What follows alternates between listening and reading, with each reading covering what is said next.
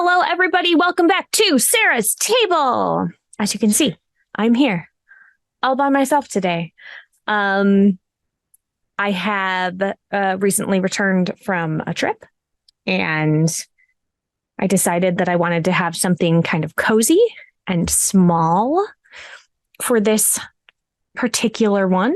My name is Sarah Moore. My pronouns are she, her. And you can find me all over the internet at Pixies and Pins.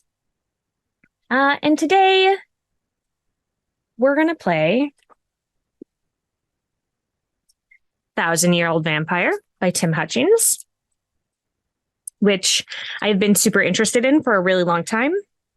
And there is, upon checking things out in here, there's a quick game version of this. So normally it is a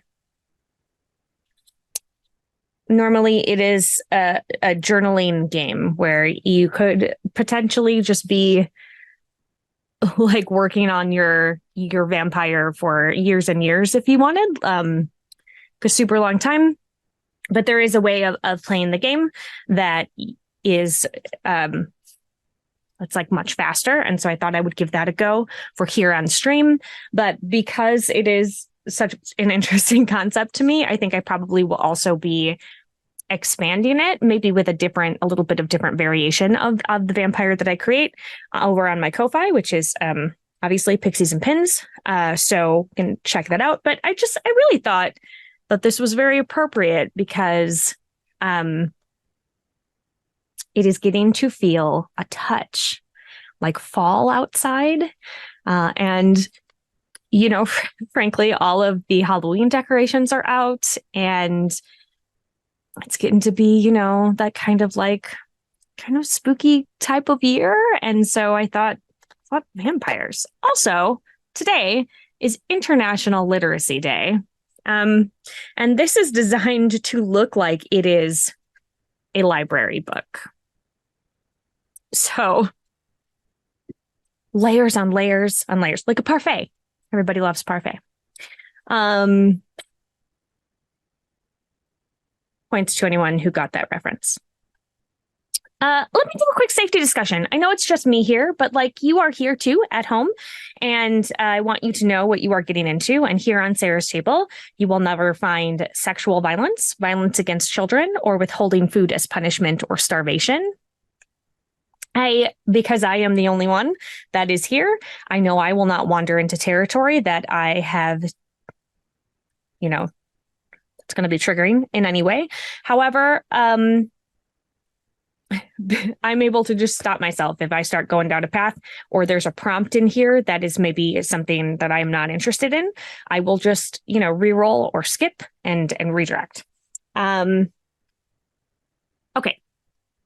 So let's talk about vampires for a minute. So people who watch the show know that I don't love being scared. It's just not a thing that I like, which I think is really interesting because prior to having children, I was like all about horror movies. I really loved them. I loved going to like super spooky movies. And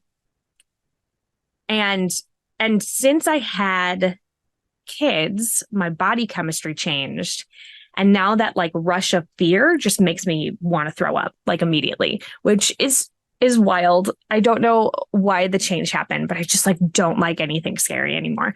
And so really the way that I interact with Halloween is like the Disney, like family aimed at children cartoon kind of fun Halloween stuff.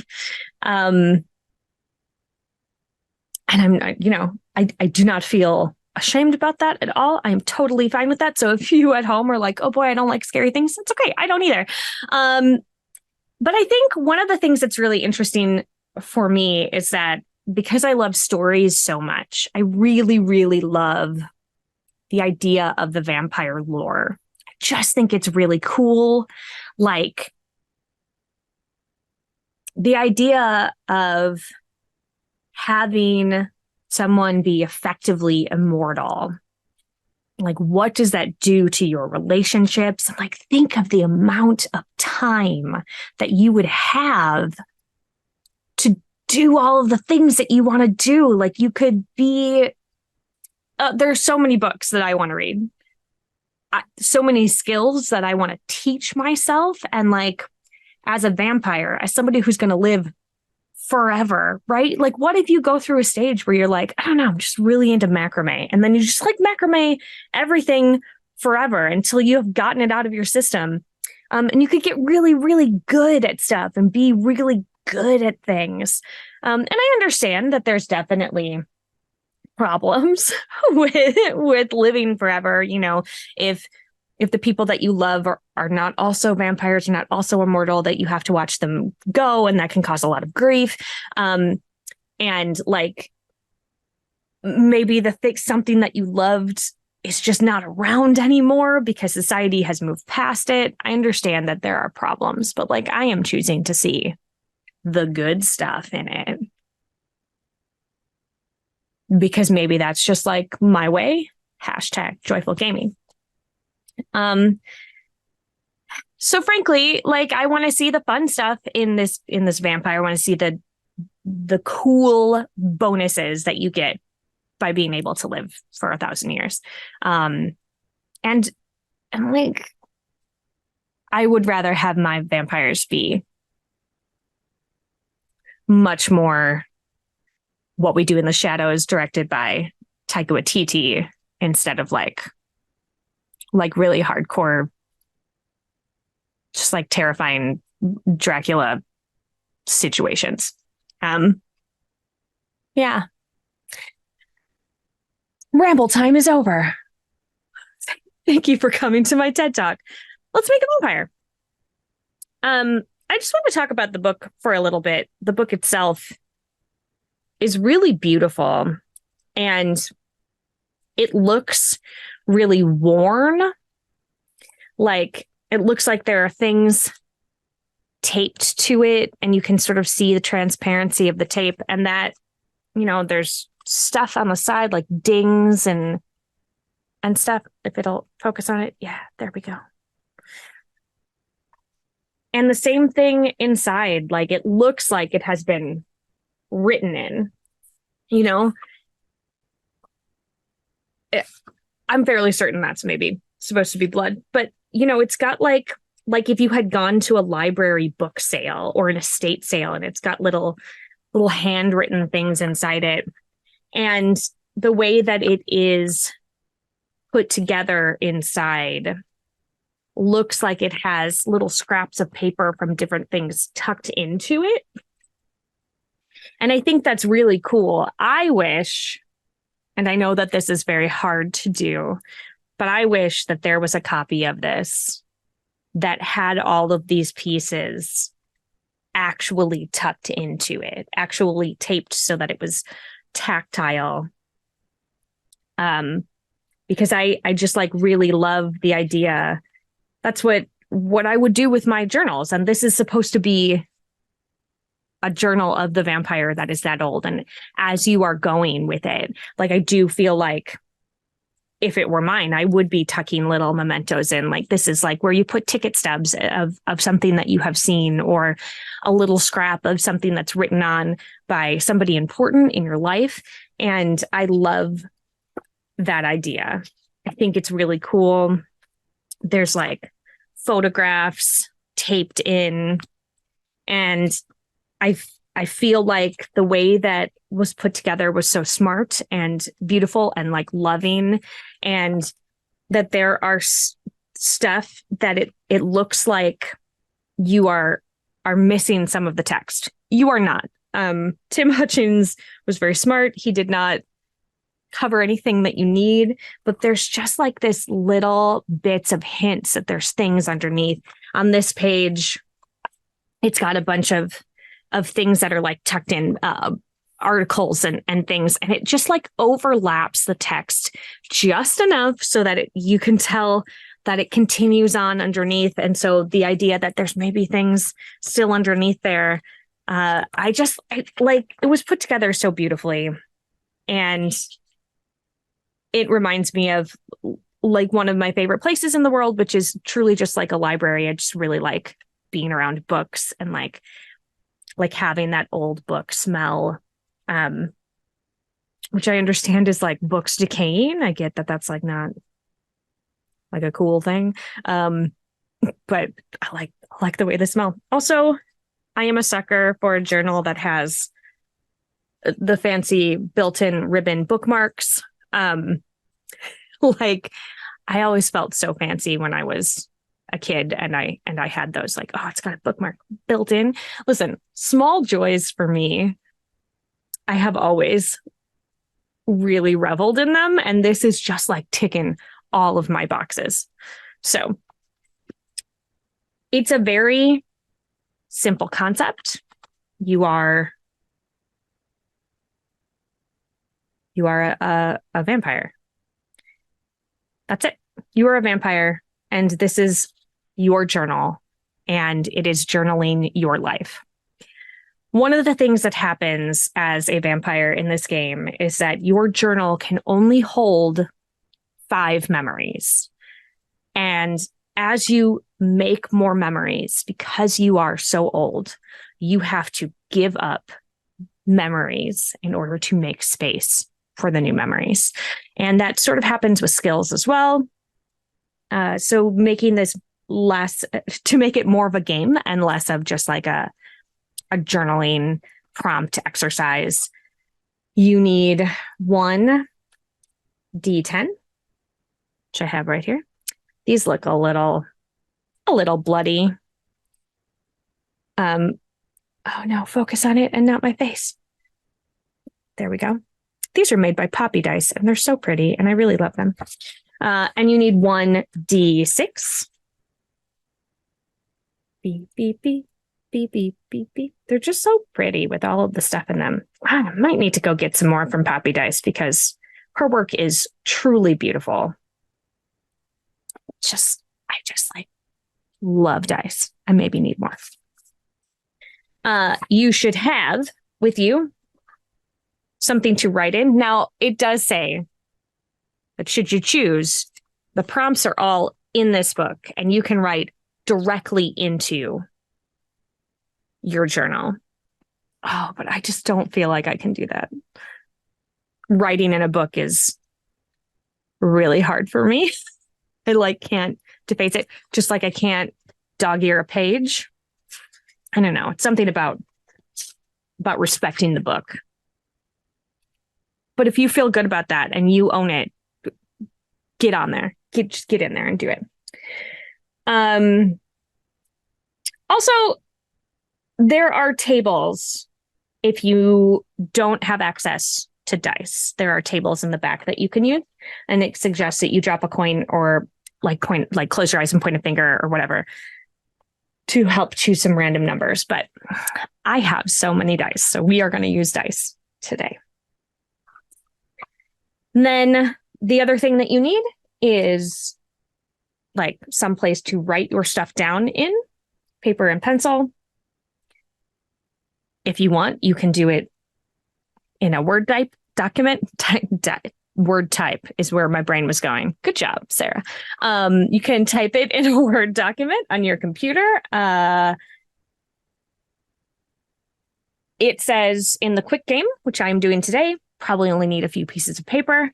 But if you are going to do a journaling game, you could fill an entire diary. And like, oh, that's exciting to me because that means I get to go buy a very special journal just for this, which I know is going to be a thing because I said that I would put it up on my Ko-Fi, which means that I probably have to type it anyway. But I could also have a really pretty journal.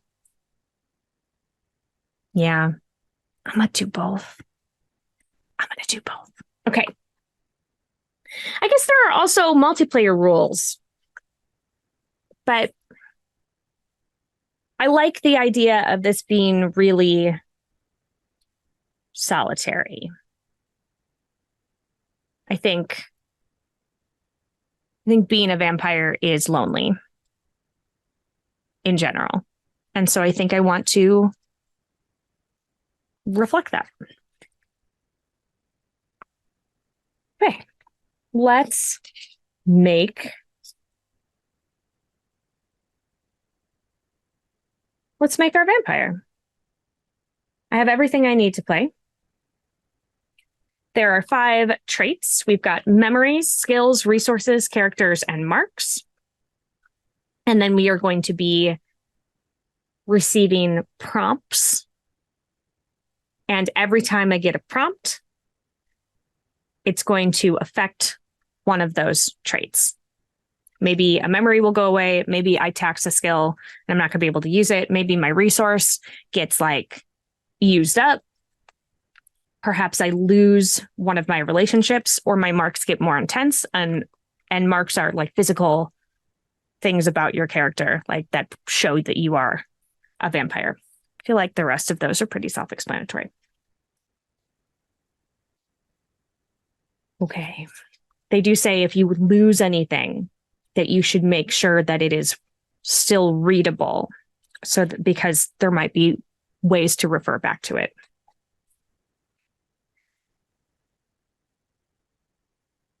So memories are important moments, and they are the core of your vampire's self. What I know, what I care about. And then an experience is an event.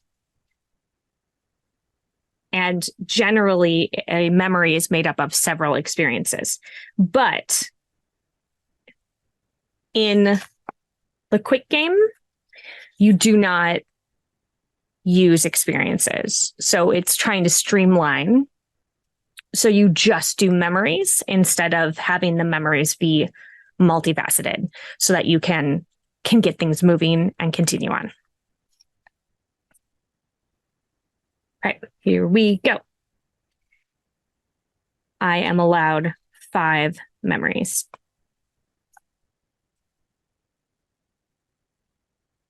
That seems like not a lot of memories for 1,000 years. So you're... Oh, interesting. All right, here we go. Vampire creation. Ba-ba-bo. Do you like that song? Tim Hutchins, you can have that for free. Just cite your sources. But that is how you can do little jingle, which I really feel like it captures the emotion of probably what you were going for with the original game, just like jazz hands, like vampire creation. Ba-ba-bo. Let me know. It's yours. Also have some water, friends. Even though it's getting cooler, you were still dehydrated. Okay. Start by imagining a person in the distant past, a Roman emperor, a Mesopotamian midwife, a French knight. This is the person that is becoming your vampire. This creation part is super open-ended. It's like, hey, you get to pick your own skills. What do you think your character would have been able to do? And with that, what do you think your character would have resource-wise? Little, big, doesn't matter. It can be something like a knife, or it can be a fleet of ships. Like, you get to just figure this out. So if your brain is feeling taxed, you maybe want to do some research about what it is. But I think I am going to be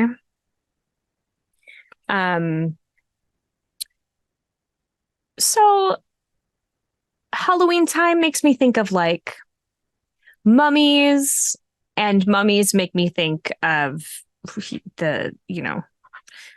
I believe it was 1990, maybe a little bit later, 1990 something. Ooh, my brain won't work. But the the action adventure movie, The Mummy, with Brendan Fraser.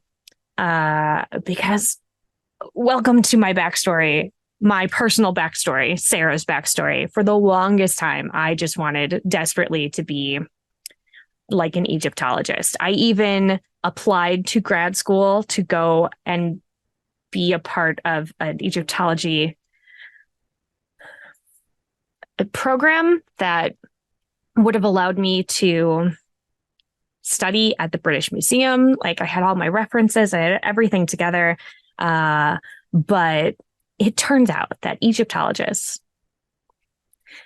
the only job that they can get is like teaching Egyptology to other people who want to be Egyptologists. I just like really love everything about, I've always really been fascinated by Egyptian culture. And so I am going to have my vampire be from ancient Egypt.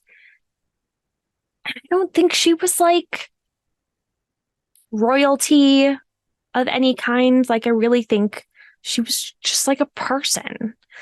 I like the idea of maybe being a midwife or whatever they would have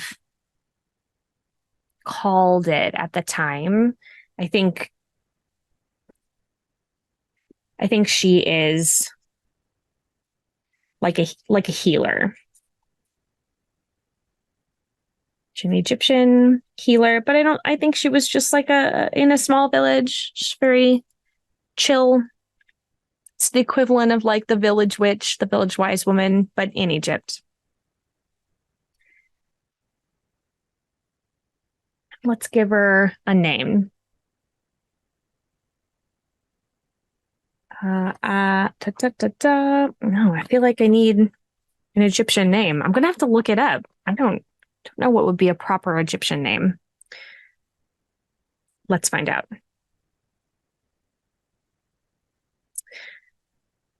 I am grateful for the internet.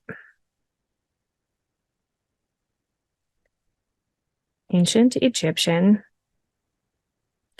female names.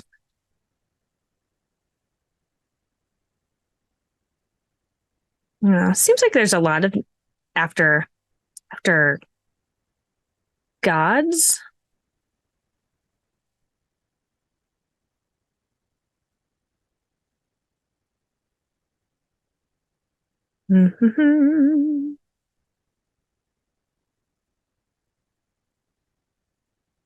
Okay. I'm gonna go with Heba, Heba. It is known sort of a play on an Arabic name as well. It means gift, which I like. Okay. So I am Heba.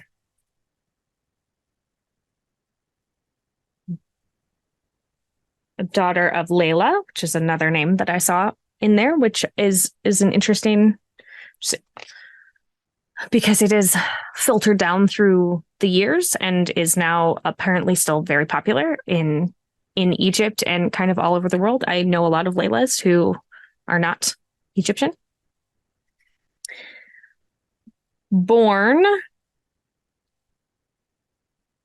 near so the thing that they have in here is, I am Henri, son of Jean, born near the Loire Valley in the 13th century of our Lord. I am a poor knight swindled out of my inheritance.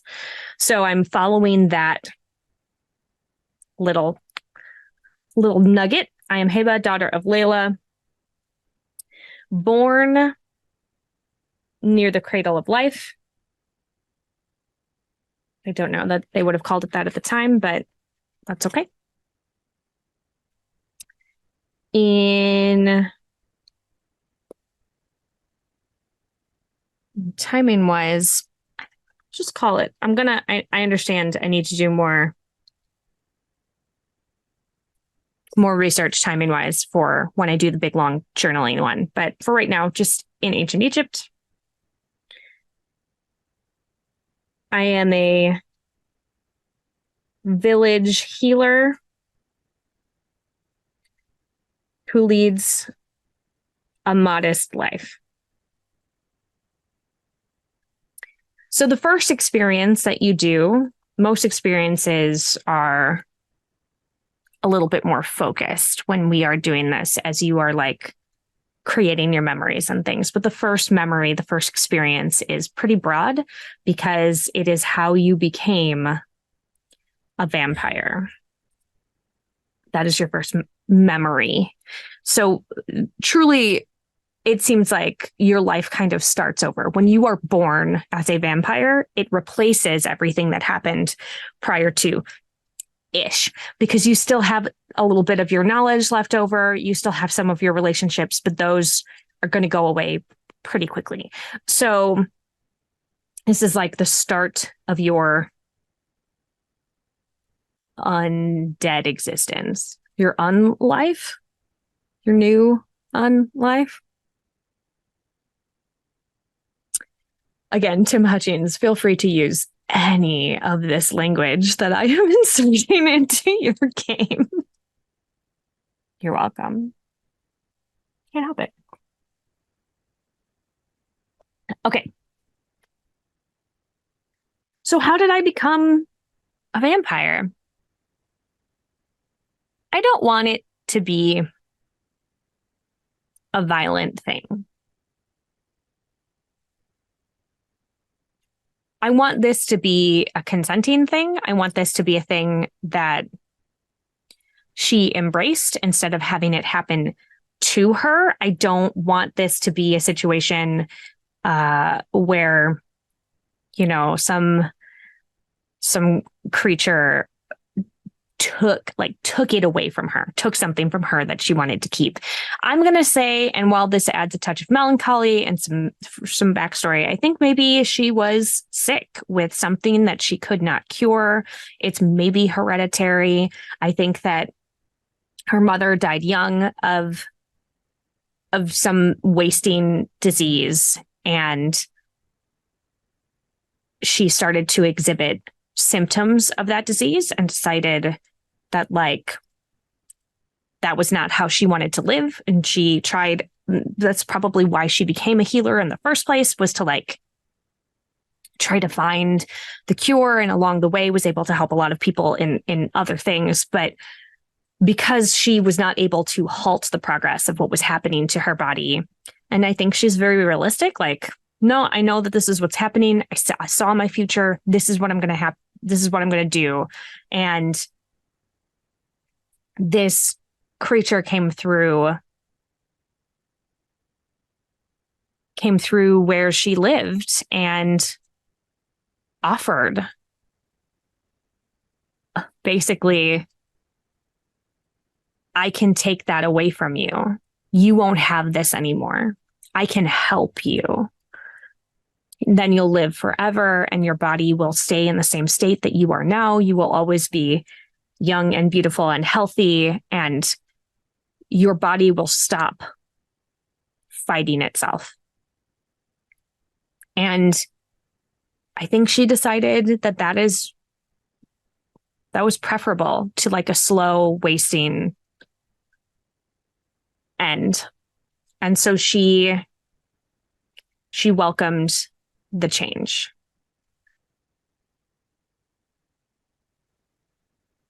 All right. Oh, I just have that whole thing just buzzing around in my head. I want to get so incredibly detailed with it. You'll have to go to my Ko-Fi. You'll have to go to it's not going to be there today because I am doing this right now. But I really want to explore her. And so I think I'll rebuild her in the journal form and then start releasing it, because it's just I've got it in there. I've got that idea.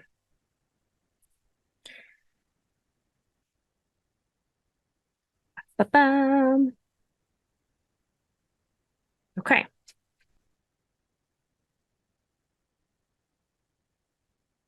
So now I create at least 3 mortals. They have a relationship with my vampire. They are relatives, friends, lovers, enemies, mentors, debtors, whatever would have been appropriate for the time period that you have chosen. So, because I am in ancient Egypt, but she is a poor,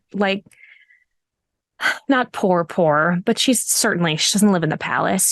She wouldn't know any of the pharaohs. She wouldn't know. Well, I mean, she might later, but at the time of becoming this creature, she doesn't live in splendor. She wouldn't know anybody who is traveling dignitaries, leaders from other lands.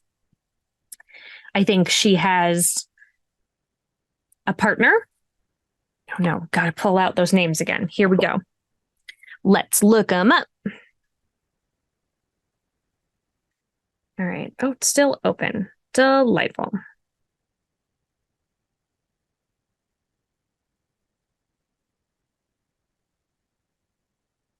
Oh, wow. Well, Sarah is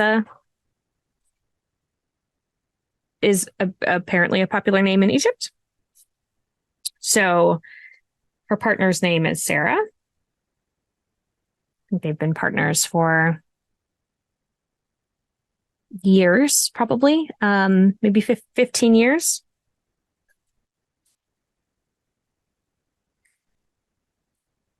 I think she has a regular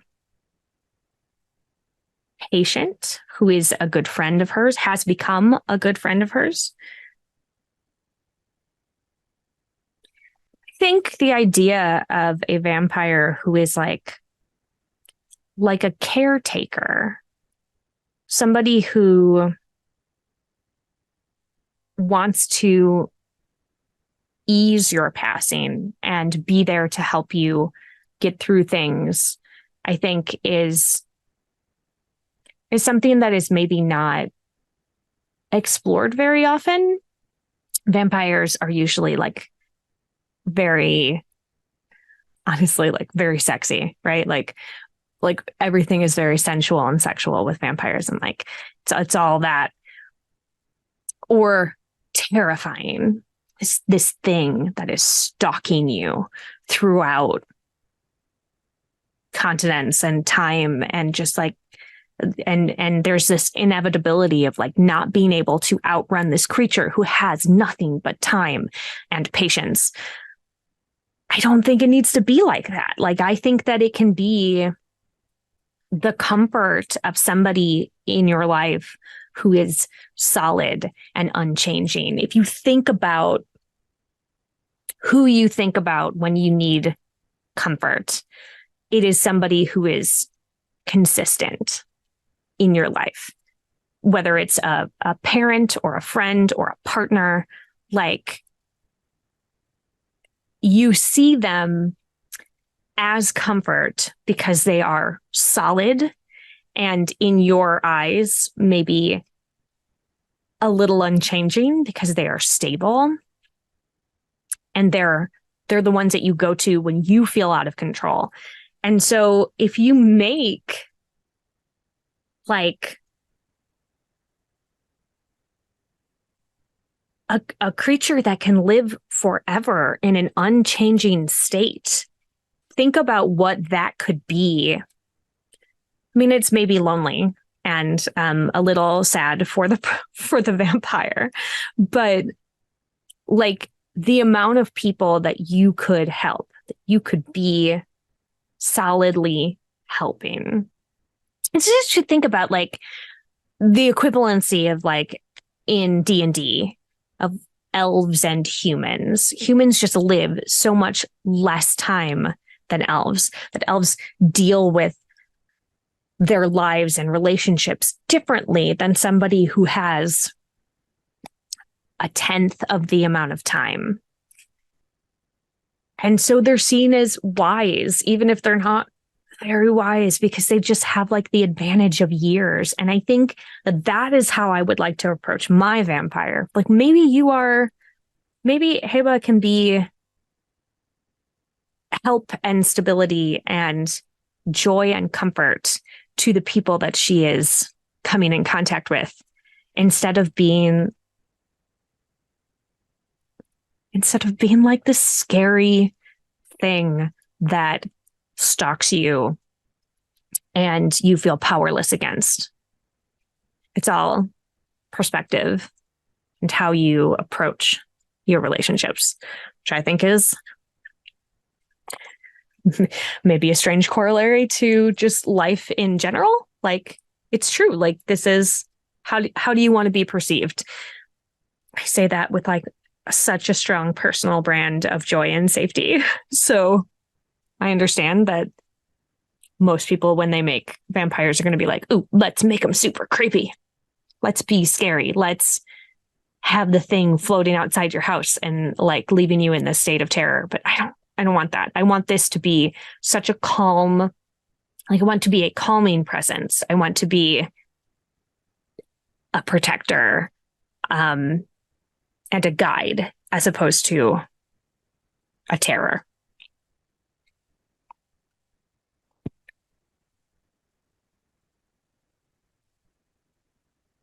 Okay.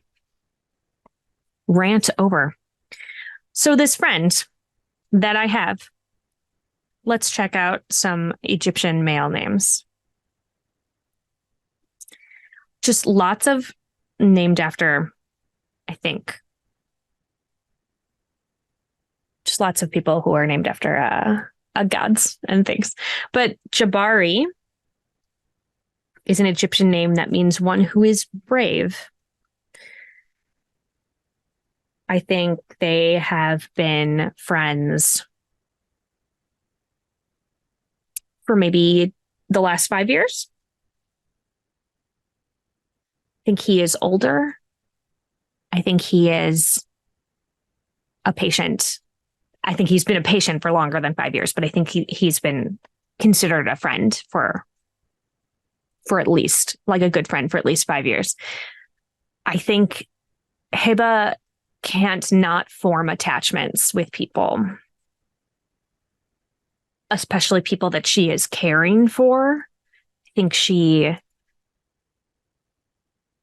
has to see her patients as people, which is probably pretty painful for her because I'm sure that not all of them survive. But she, and I'm going to say maybe it's a little of because of what she saw happen to her mother, and she chose not to have children, but she has all of this like love and caretaking to give. She doesn't have a place for it with her own child. And so I think she sort of sees all of the people that she is helping with her healing as children, as her children, even though often they are older than she is, but she just like feels very deeply. And I think that probably is not going to change moving forward, especially because as a vampire, she's so long lived that everybody will feel like children because they only have so much time. Okay. Does she have any enemies? I don't think she has any enemies. But I am going to say maybe. I think she has an uncle, her mother's brother, who did not get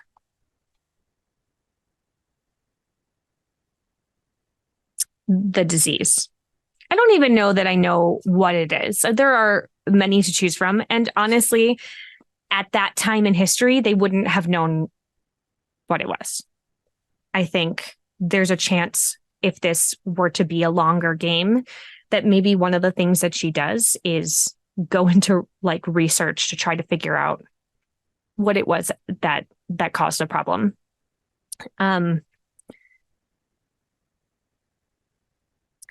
I think that the uncle's name is Abasi, Abasi. It means stern, which is interesting. And I think that maybe he is very stern. And I think that it's more about the fact that he watched his sister pass, and it's hereditary. So probably also parents pass of whatever it was that this disease is. And then I think it's probably hard to let yourself feel deeply when you know that that is a thing that can happen. And I'm assuming that he carries some survivor's guilt of the fact that he did not come down with it. And now he's watching his niece, who he loves, also starting to exhibit symptoms.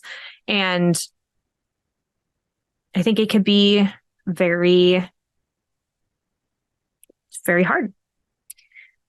So, yeah, those are my three. Those are my three mortals.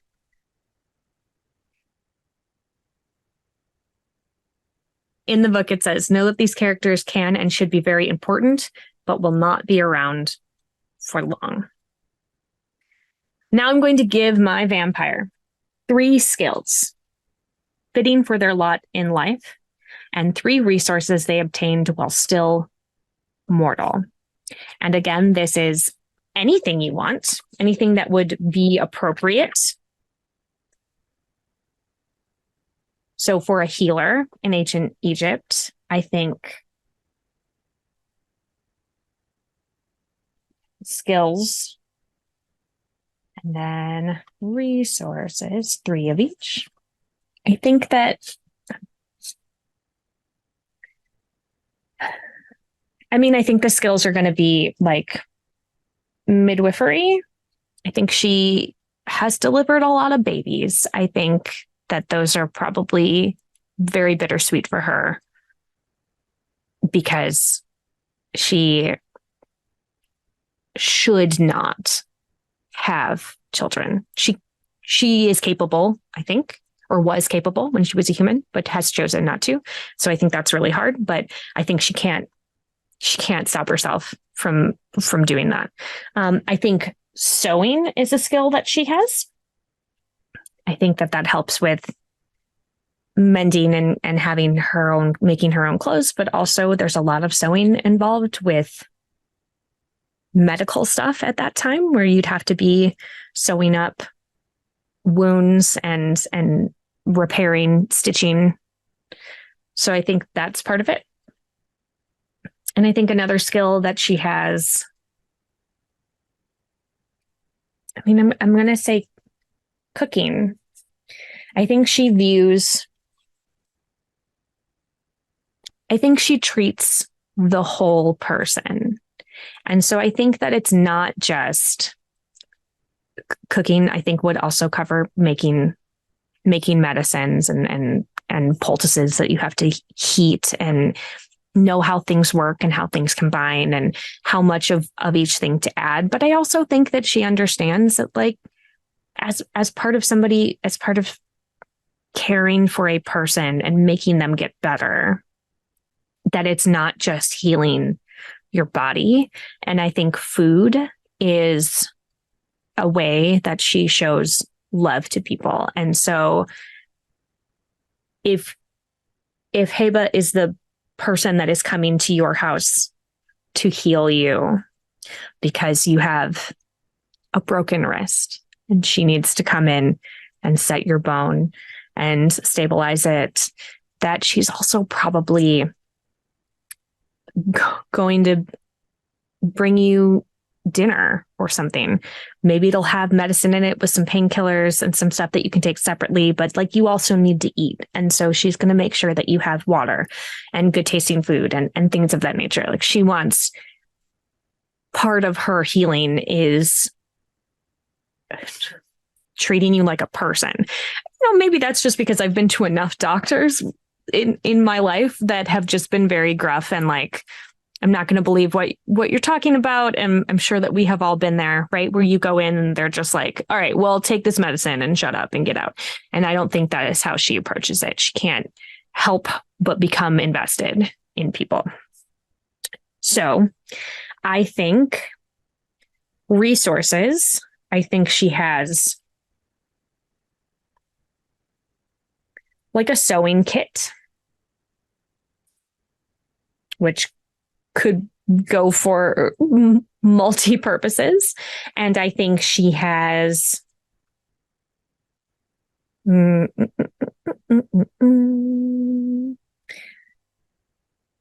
think she's got like a cooking pot.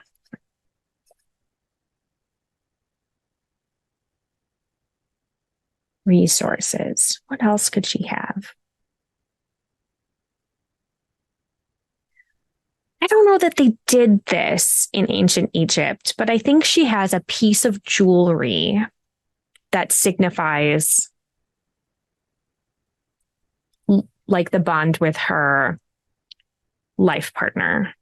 I think, I don't think it's a ring. I think it's maybe like a necklace that they both have.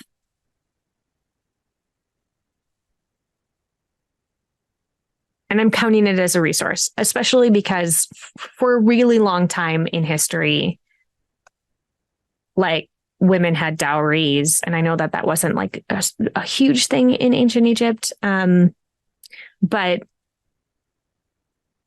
it's actually in some countries still like your jewelry is what you can use if you need to sell anything to get out of a situation, to get out of your current life situation. It is security.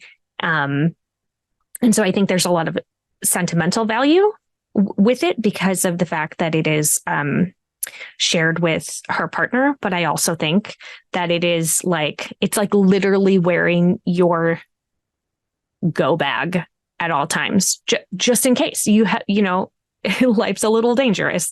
And so she's got this security, probably keeps it hidden inside her shirt so that nobody steals it, but it's always there. She always has it. All right. I've made my first memory. I have made my skills. I have made my resources.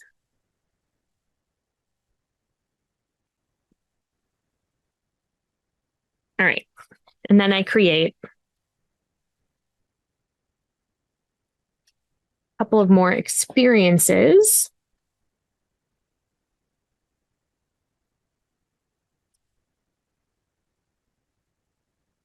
Although I think memory wise, yeah, because I'm doing the quick game, it seems like I'm maybe skipping the experiences.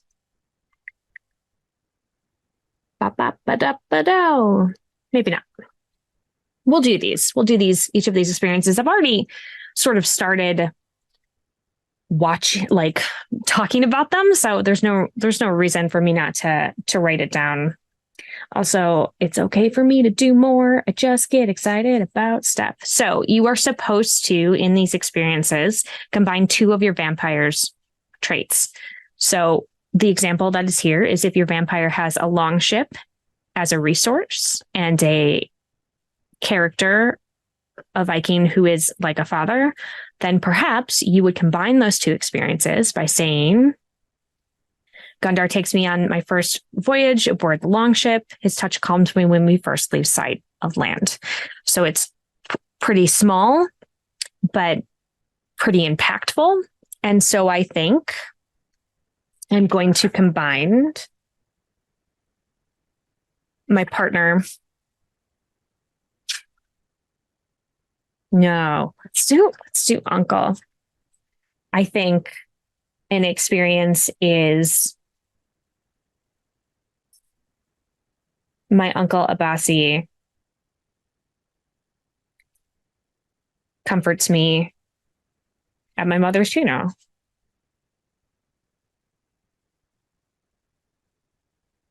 It's a pretty impactful one. And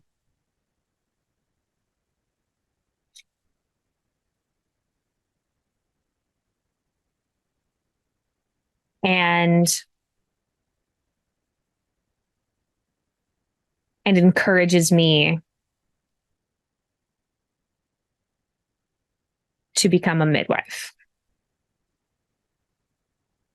That adds that skill in,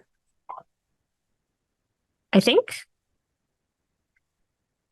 Like coming out of that is adding developing my skill. I think that the next experience is going to be at our joining ceremony.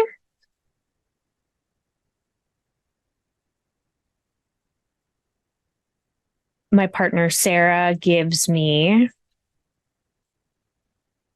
a necklace to represent our bond.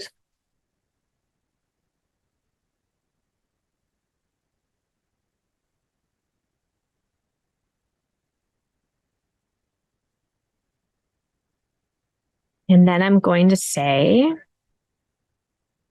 that the experience is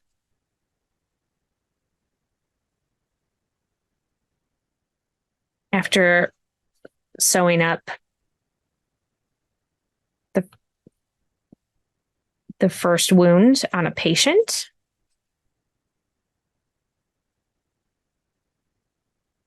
I assemble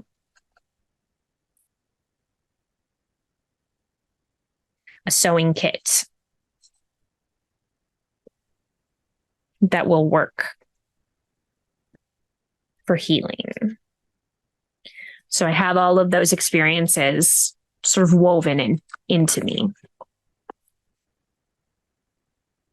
Oh, then I need to create the immortal that gifted my vampire with unlife.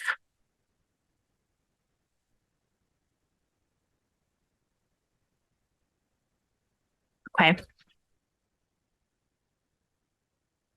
I don't think he is Egyptian. I don't know that she knows where he is from. I think he is a stranger, maybe just because I like subverting things. I think maybe he's like an albino, like he's truly just all white and pale, but not in a, I think a lot of people think of vampires and they think of like the jet black hair and the red eyes and yes, pale skin, but everything else is dark and is shrouded in black and night. And I don't feel that he did that. And I think that he is beautiful in, yes, an alien way, because he is so pale, especially in ancient Egypt, he would look very out of place. But I don't see him as, smelling like the grave and being scary. I think that he is probably very beautiful. And I think, and clean and just sort of swathed in white, almost in like how people might see angels in history moving forward, to the point where I feel like perhaps later when Christianity became like a big thing and people were talking about angels, that Hebo was like, I mean, that sounds like maybe that's just some vampires that you were visited by. Like maybe it has nothing to do with whatever you are perceiving as God, and perhaps humans need to find a reason to be to explain things that they cannot understand. And so maybe these are just vampires that have like come in, and especially with the idea that not all vampires are scary and bad, that these are like just just folk that have come through, and often when you are visited by an angel in that thing, that they have helped you in some way. That's the whole like guardian angel thing. So I think that is I think that's how he looks. And he, I don't think, got a name. I don't know that he remembers his name. He's probably at that point so old that he's gone by many different names. And so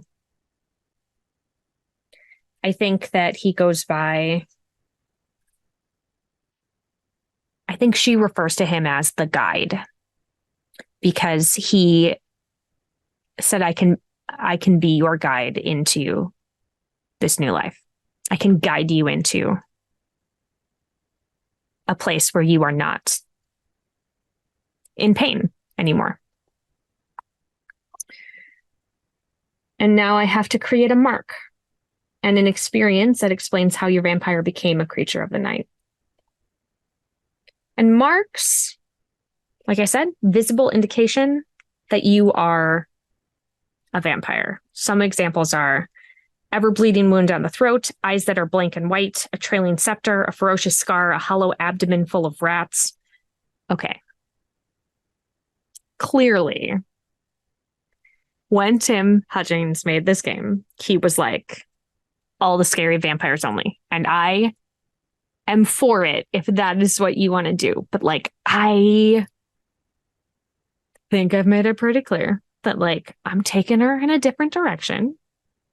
So I don't want her to be gross and terrifying. We are not going the body horror route.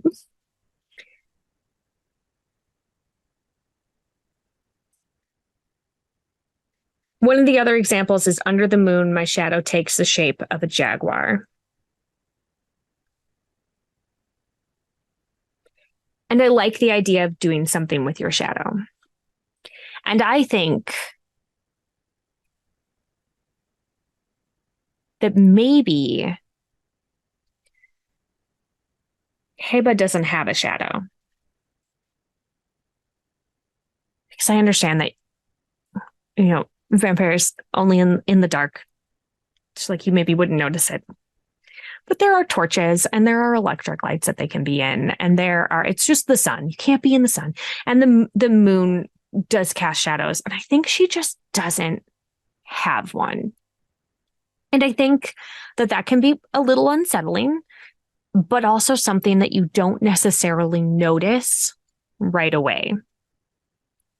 Which means that she can kind of pass for a while, should she choose to. I also think she probably talks to a lot of sick people who are in different states of delusion, not because she is preying on weak people, but because that is where she feels that she is needed. And so I think that there's a good chance that like they call that out and are dismissed by people who are of sound mind and body because that's crazy, right? It's, of course she has a shadow. Your brain is playing tricks on you because you are weak or ill. And so, but she does not have a shadow at all. And then an experience that explains how you branch with the creature of the night. Oh, I did that. I mean, I guess I can write it down.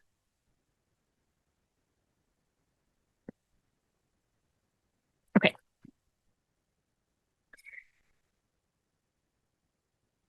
The experience of becoming a vampire is, I think, very. I don't think it's violent or painful. I think the guide offers me hope and salvation and a freedom from pain and a wasting death. And I take it. Take it by, I think he maybe bites me on my wrist.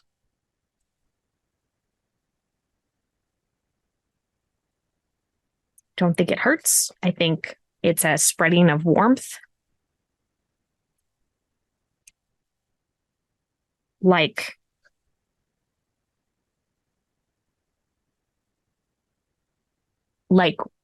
when if you have ever been to the hospital,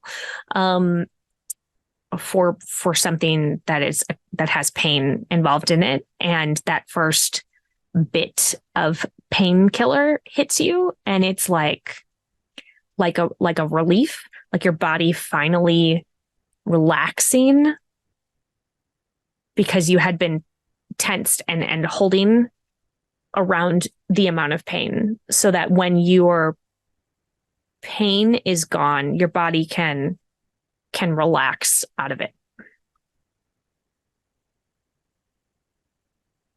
There we go. The example in the book, for those of you who may want to play this, who are going to go in the body horror direction, which is fine. I support you. Is I duel the eerie Baron Holmuller across the roof of the Abbey. He nearly cuts my head from my shoulders, but I do not die, which leads to the mark. My neck is permanently broken. I wear tight scarves and walk slowly to maintain my dignity so that it doesn't fall over. But I think the idea with the no shadow is that somehow as that warmth is spreading, he's drawing it out. And so when he draws the blood out as he, or maybe it's even just like this particular vampire takes your shadow, and that is how it feeds. And so now your shadow is gone. So I believe that were Heba to create more vampires, yes, you drink. You drink blood, because that is vampires. Although there's lots of different ways of being a vampire. You know, there's energy vampires and all those things. I think she drinks her shadow. She doesn't have one. So she is taking yours if she were to do that. And that is the same thing with the guide. And that's how they feed. They take people's shadows. You've done it. So once you have finished with your vampire, they will have 3 skills, which they do, 3 resources, yes, a mark, 3 mortals, 1 immortal, and 1 experience for each of their memories, which is true. We have done it. Okay. And now we get to scoot on into playing the game. So we have created Heba, and we are going to now move into playing. She's cool. I like her. I don't know how much play we are going to get into, but I'm going to do at least 1 memory where we add it, maybe 2. She took longer than I was expecting to build. I really like her. I really like this experience. I do want to show you 1 memory, but I feel like I just want to dive in harder to her and actually I love the idea of doing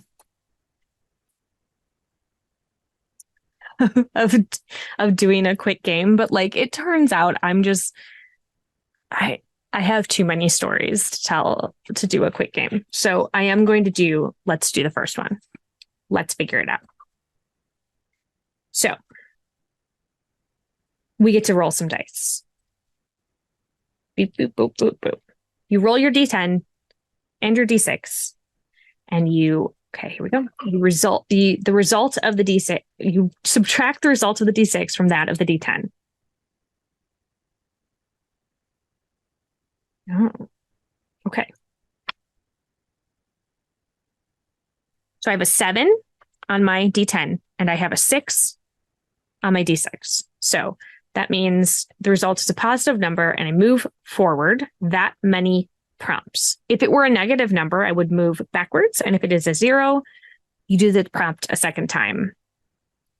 And sometimes the prompts in this book have multiple entries in them. And that's for having encountering it a second time, so that you're not just answering the same question. So I'm going to prompt number 1. Oh no. Oh, I have to eat a person. Beep, beep, beep, beep, beep. In your blood hunger, you destroy someone close to you. Kill a mortal character. Create a mortal if none are available, and take the skill Bloodthirsty. Although it's shadow. right? I think it is true that there is an adjustment period, that the whole thing in vampire culture and lore and all of that stuff is that at the beginning, you are so hungry that you cannot control yourself. And I think the guide has left. And I think she's starving. I think she's never felt this hungry before and tries to eat regular food to sate it, which we all know this doesn't work. It's not going to work. She's got to consume somebody's shadow.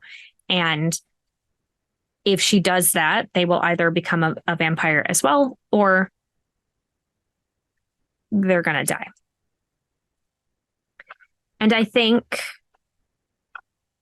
she is good enough friends with Jabari, and also her partner is there, and they all have conversation, and she's frantic and starving. And I think Jabari is, as we talked about, still sick. I don't think that it is the same thing that Heba had or that her mother had, but it is another, something that is just like not going to heal at that time. And I think he sacrifices himself.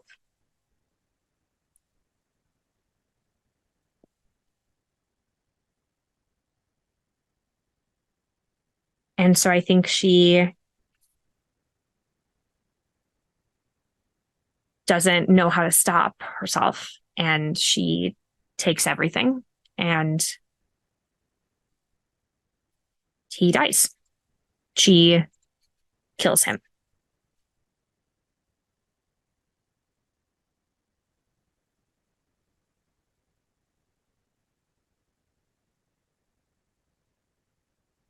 I think it is a huge regret that she carries around with her, probably for hundreds of years, even though he went to it willingly. I think it's bad. I think it's a bad thing for her.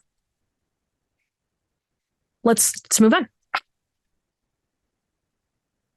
Okay, I have a 10 on my D10 and I have a 2 on my D6. So I'm going to go forward 8 to number 9.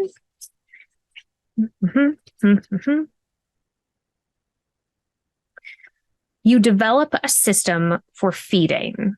What is it? What happens to those who die? Create a skill that reflects this. That's very interesting. I think